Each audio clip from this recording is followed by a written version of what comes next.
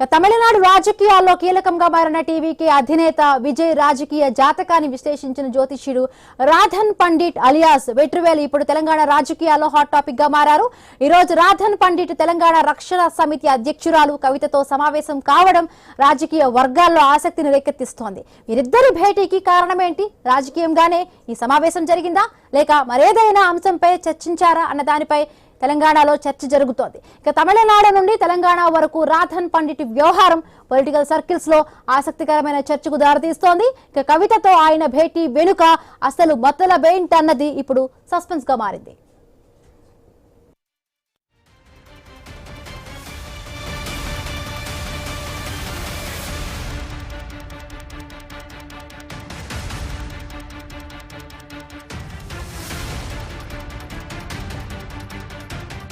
మారిన టీవీకి అధినేత విజయ్ రాజకీయ జాతకాన్ని విశ్లేషించిన జ్యోతిష్యుడు రాధన్ పండిట్ అలియాస్ వెట్రివేలు ఇప్పుడు తెలంగాణ రాజకీయాల్లో హాట్ టాపిక్ గా మారారు. ఈ రోజు రాధన్ పండిట్ తెలంగాణ రక్షణ సేన సమితి కవితతో భేటీ కావడం తెలంగాణ రాజకీయాల్లో చర్చకు దారితీస్తోంది.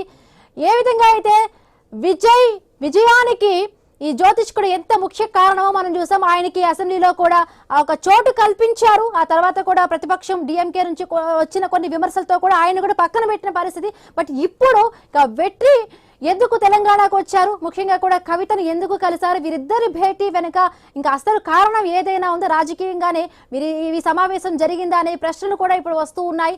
రైట్, మనతో పాటు Telangana bureau chief Kiran join అయ్యారు. కిరణ్, వీరిద్దరి భేటీని ఏ విధంగా చూడాలి? గతంలో తమిళనాడులో కూడా సీఎం సక్సెస్ కు కారణమైన ఆస్ట్రాలజిస్ట్ ఇప్పుడు ఇక్కడ రావడం కూడా, అది కవితతో కలవటం, భేటీ జరగడం పొలిటికల్ సర్కిల్స్ లో కూడా ఒక చర్చకు దారితీస్తుంది. ఎట్లా చూడాలి వీళ్ళ భేటీని? వీళ్ళ అంటే జాతకం అంటే రాజకీయ పరంగానే ఏవైనా మాట్లాడే ఉద్దేశంతోనే కవితతో ఈ భేటీ జరిగిందనుకో, లేకపోతే వేరే ఏదైనా రీజన్ ఉండే ఛాన్స్ ఉందా కిరణ్? యువబిందు తెలంగాణ రాజకీయాల్లో మరో ఆసక్తికర పరిణామం చోటు చేసుకుంది. తమిళనాడు సీఎం విజయ్ తో సన్నిహితంగా ఉండేటువంటి జ్యోతిష్కుడు రాధన్ పండిట్ వెట్రివేల్ తెలంగాణలో కవితను కలవడం ఇప్పుడు రాజకీయ వర్గాల్లో హాట్ టాపిక్ గా మారిందని చెప్పొచ్చు. విజయ్ రాజకీయ భవిష్యత్తుపై గతంలోనే రాధన్ పండిట్ పలు అంచనాలు వేశారు. 2026 ఎన్నికల్లో విజయ్ రాజకీయంగా సంచలనంగా విజయం సాధిస్తారని ఆయన చెప్పిన జోష్ అప్పట్లో వైరల్ గా మారింది. అంతేకాదు, విజయ్ ముఖ్యమంత్రి అయిన తర్వాత రాధన్ పండిట్ ను రాజకీయ వ్యవహారాలపై ఓఎస్డీగా నియమించినట్టు అప్పట్లో వార్తలు వచ్చాయి. ఇక ఇప్పుడు అదే రాధన్ పండిట్ తెలంగాణలో కవితతో సమావేశం కావడం ఆసక్తికరమైన అంశంగా చెప్పుకోవచ్చు. ఇప్పటికే విజయ్ రాజకీయ ప్రయాణాన్ని కవిత పలుమార్లు కూడా ప్రస్తావించారు. కొత్త రాజకీయ ప్రత్యామ్నాయం అవసరమని చెప్తూనే తమిళనాడులో విజయ్ ఎదుగుదలను తెలంగాణ రాజకీయాలతో పోల్చినటువంటి సందర్భాలు కూడా చాలా ఉన్నాయి. అలాంటి సమయంలో విజయ్ కు అత్యంత సన్నిహితంగా ఉన్న వ్యక్తిగా ప్రచారంలో ఉన్నటువంటి రాధన్ పండిట్ కవితతో భేటీ కావడం వెనుక అసలు కారణం ఏంటి అన్నటువంటి ప్రశ్నలు అయితే ఇప్పుడు మొదలయ్యాయని చెప్పొచ్చు. ఇది కేవలం మర్యాద పూర్వక సమావేశమేనా, లేదంటే రాజకీయ చర్చలు జరిగాయా అనేటువంటి ప్రచారం అయితే చర్చలు కూడా జరుగుతా ఉన్నాయి. విజయ్ మోడల్లో తెలంగాణలో అసలు అనుసరించే అంశంపై ఏమైనా చర్చ జరిగిందా అనేటువంటి వాదనలు కూడా వినిపిస్తా ఉన్నాయి.